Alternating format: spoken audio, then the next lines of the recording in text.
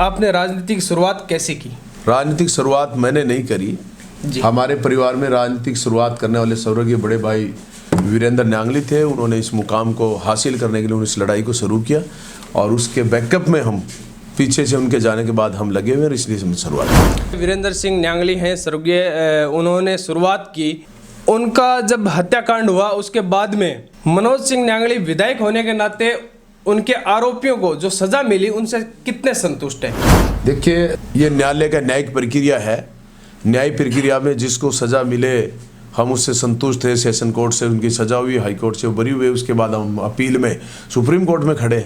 न्यायालय जो न्याय करेगा वही माना जा सकता है, इसलिए हम न्यायिक प्रक्रिया को चैलेंज नहीं कर सकते। क्राइम पर अंकुश लगाना चाहिए। ये क्राइम एक दिन बहुत बड़ी सरदर्दी बनेंगे और आज बने हुए भी हैं। भजनलाल जी शर्मा से मेरा आग्रह है और निवेदन करना चाहता हूं आपके माध्यम से कि सबसे पहला काम अगर कोई करे तो जनता को सुरक्षित और चैन से जी सके जनता, इसलिए क्राइम पर नियंत्रण करने का काम करें। ऐसी मेरा आशा है और मेरा विश्वास भी, और मैं उनको निवेदन भी करता हूं। आपके ऊपर हमला भी हुआ है, इस पर आप क्या कहेंगे? देखिए, सुरक्षा की मांग मैं लगातार कर रहा हूं सरकार से, और हमारे ऊपर जब हम गरीब, शोषित, पीड़ित, मजलूम लोगों के संरक्षक के रूप में उनकी न्याय की लड़ाई अगर हम लड़ेंगे तो निश्चित रूप से जो लोग हमसे परेशान हैं, हमारे इस मिशन से परेशान हैं, वो लोग हमारे को हमला भी करते हैं, हमको धमकियां भी देते हैं, हमको मारने का हमेशा प्रयास करते हैं। इसलिए हमने सरकार को अवगत कराया है और हमने लिखित में दिया है सरकार को। नमस्कार, मैं गजेंद्र बिक्का और आप देख रहे हैं सच से आगे।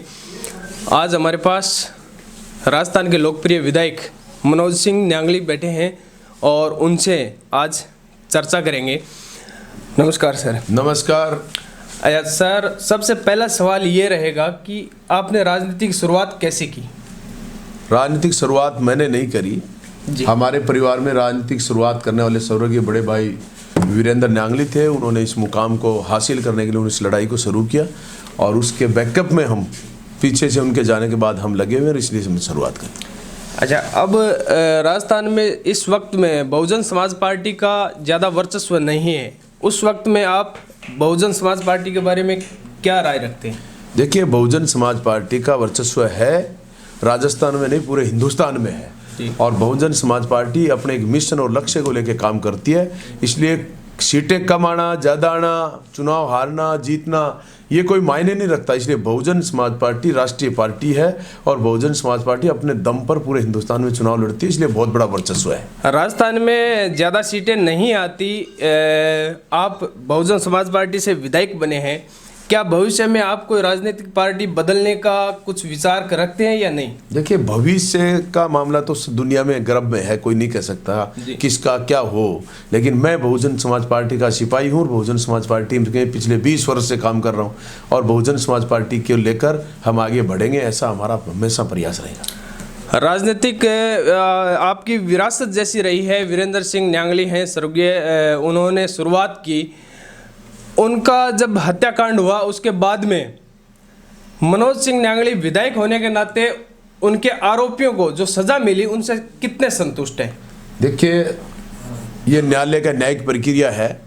न्यायिक प्रक्रिया में जिसको सजा मिले हम उससे संतुष्ट थे। सेशन कोर्ट से उनकी सजा हुई, हाई कोर्ट से बरी हुए, उसके बाद हम अपील में सुप्रीम कोर्ट में खड़े। न्यायालय जो न्याय करेगा वही माना जा सकता है, इसलिए हम न्यायिक प्रक्रिया को चैलेंज नहीं कर सकते। जी, इस वक्त में राजस्थान अगर क्राइम की बात करें तो काफ़ी बढ़ चुका है और पिछली सरकारों के द्वारा बढ़ चुका है। और इस वक्त में अभी ताज़ा तरीन जो मामला हुआ, सुखदेव सिंह गोगामड़ी हत्याकांड हुआ, इस पर विधायक मनोज सिंह न्यांगली क्या राय रखते हैं? देखिए, मैं तो ये कहना चाहता हूँ, पूरे हिंदुस्तान की सरकार, चाहे राजस्थान की सरकार, किसी भी पार्टी की सरकार हो, उनको इन क्राइम पर अंकुश लगाना चाहिए। ये क्राइम एक दिन बहुत बड़ी सरदर्दी बनेंगे और आज बने हुए भी हैं।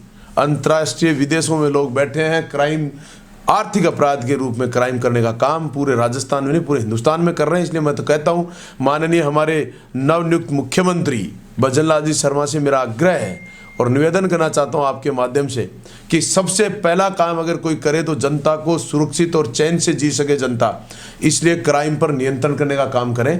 ऐसी मेरा आशा है और मेरा विश्वास भी, और मैं उनको निवेदन भी करता हूँ।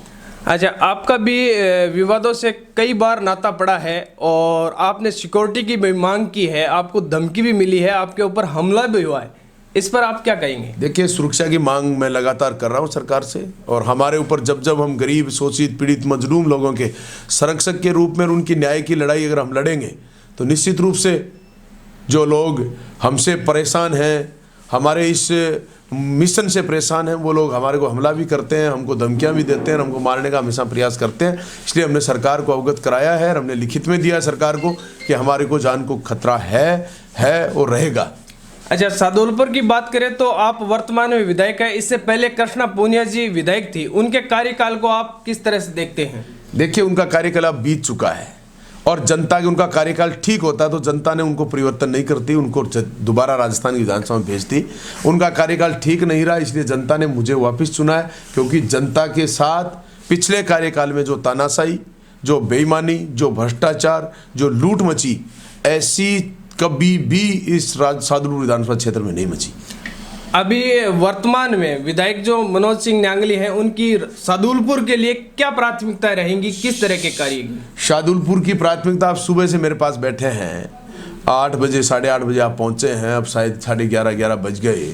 अब मेरी प्राथमिकता आप देख रहे हैं कि मैं जनता का सीधा सा सारथी हूँ, सहयोगी हूँ। जनता की हर छोटी बड़ी समस्या को सीधा सुनकर उनकी समस्याओं का समाधान करने का मैं भरसक प्रयास करूँगा।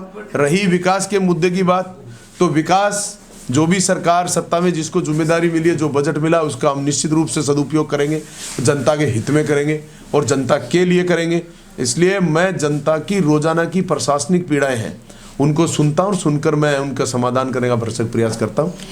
एक आखिरी सवाल, मनोज सिंह न्यांगली इस वक्त में हमारे साथ हैं और ये एक एडवोकेट भी हैं, वकील भी हैं और वर्तमान में विधायक भी हैं। हमारे देखने वाले लोगों के लिए आप क्या संदेश देना चाहेंगे? मैं सभी देखने वाले लोगों को ये संदेश देना चाहता हूं कि हम सब लोगों को अन्याय के खिलाफ डटकर लड़ना चाहिए।